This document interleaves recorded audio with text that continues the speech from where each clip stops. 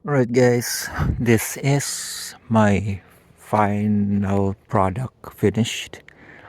Eagle at the top and owl, gray owl. Um, two cubs, one the youngest and the younger, and honeycomb and a mother bear eating the honey, the comb. This is squirrel and a fox right there.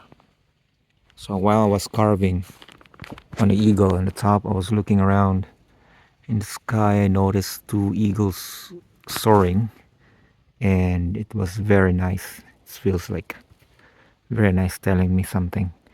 And then when I looked down, this was empty, open space. Thinking, all of a suddenly, I think to carve a fox. I don't know, just it's just show up. It just shown on my mind. So yeah,